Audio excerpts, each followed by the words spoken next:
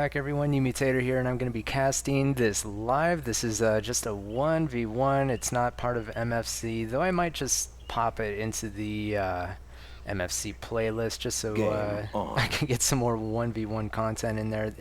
This is actually going to be between Eastwind and Rawr, and I'm spectating this live once again, so yeah, going to be interesting. Rawr is going to be this orange color. Going to be starting out in the southwest, and opposite him in the southeast is going to be Eastwind. This is, what is this? This is Badlands, I believe. And going to be curious. Unfortunately, I don't have anybody to co-cast with me right now. It's kind of spontaneous for me jumping in here right now, so we'll see what happens. But this is basically how it goes, is just to max melee and max warlocks, and essentially it's going to be kind of a warlock duel to begin with. And the Heron Guards is an interesting feature of the metagame. They're basically going to be used to run interference and block lock shots like so. And they carry a heal apiece, so they can heal up if they choose. So I expect this one to be blocked like so. And that Heron's a goner. This one's going to heal up. I guess Eastwind's going to heal up because this one got destroyed. Maybe he's going to go after this, but he's probably going to die. And so what you do is it's really difficult. Like, I've tried doing this and I'm not very good at it, is just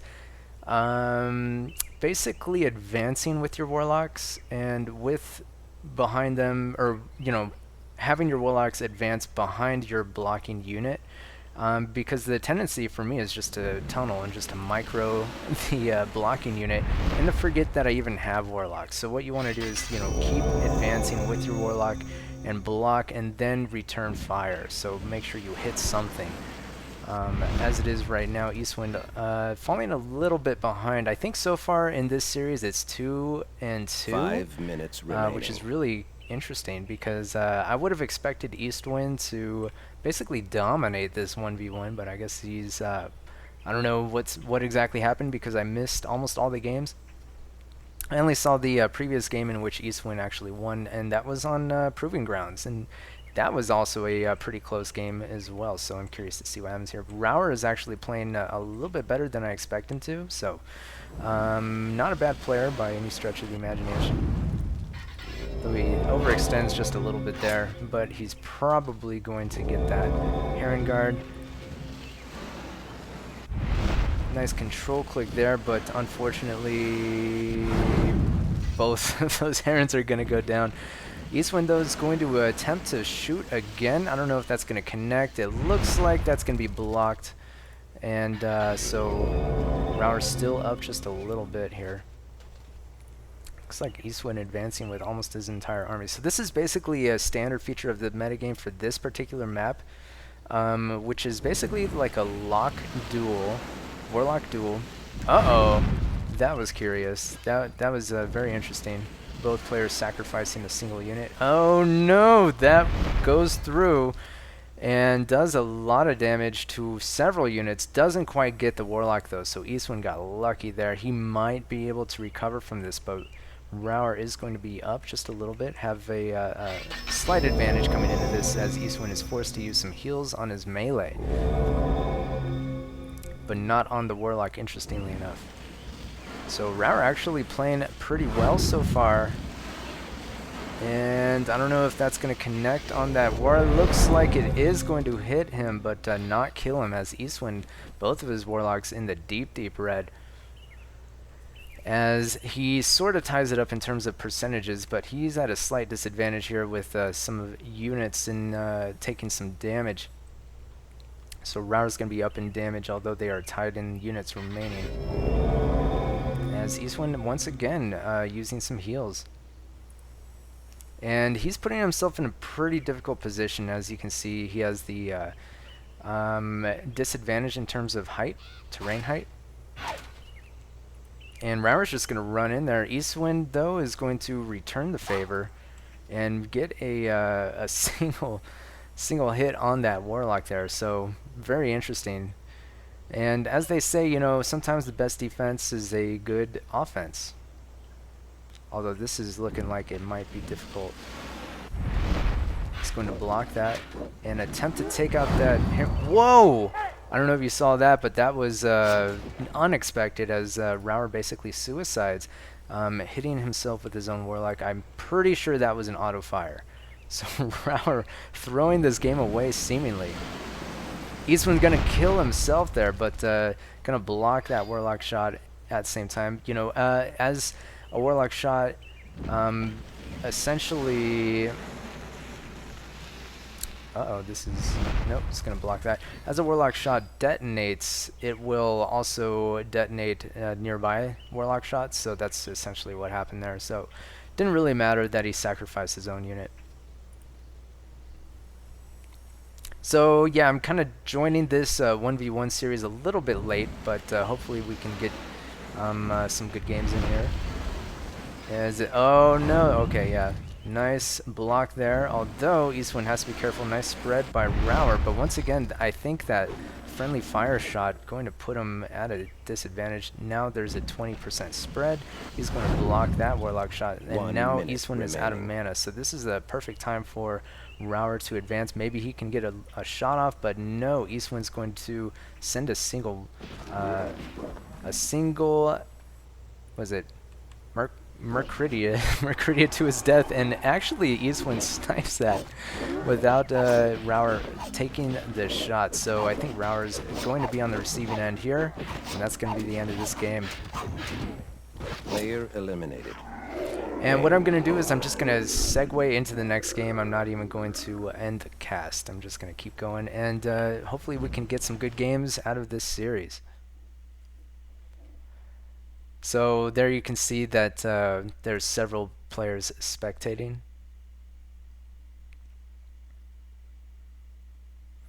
Looks like the next map is going to be Killing Grounds. So we'll see what happens here. Killing Grounds going to be the same map as Proving Grounds, but different unit trade.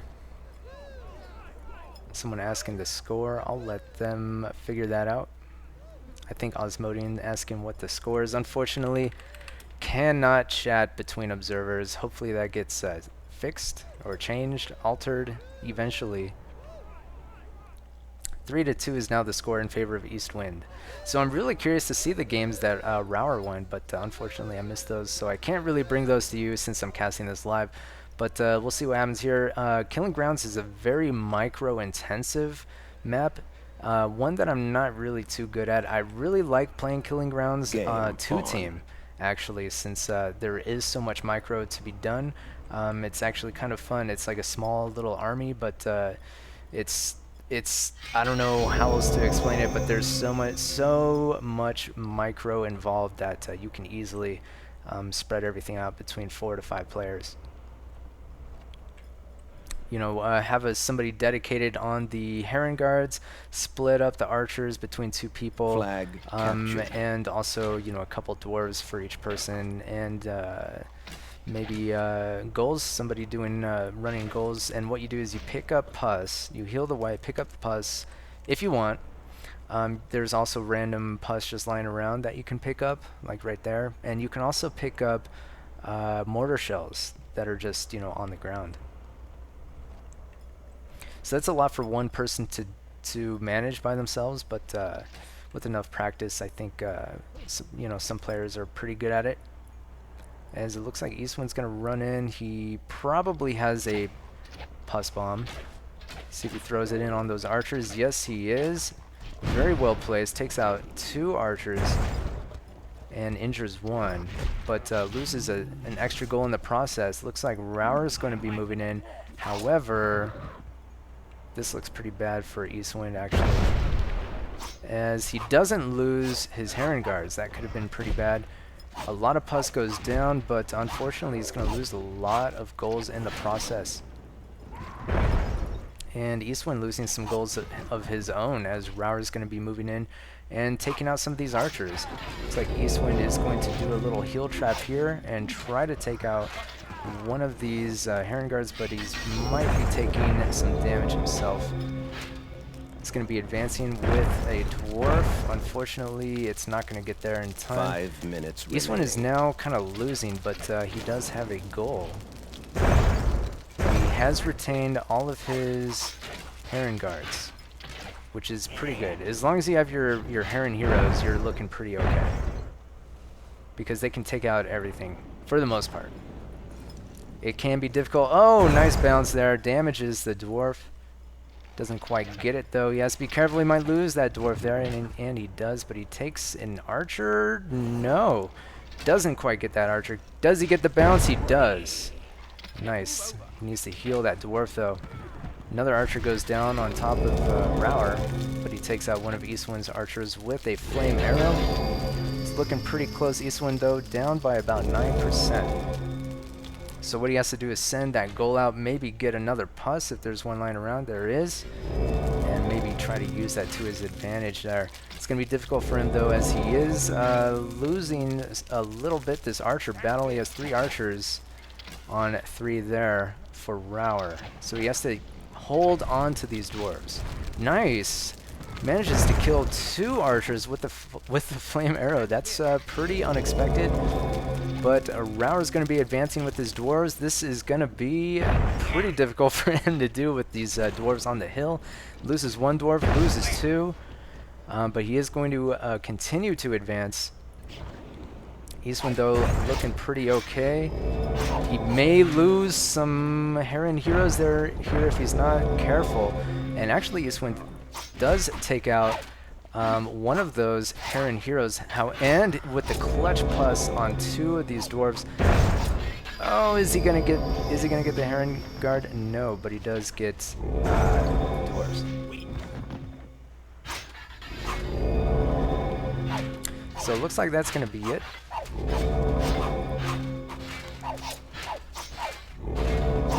And I think Eastwind's gonna take this match as he won by 2. Player eliminated. Game over. Thanks for watching. See you next time.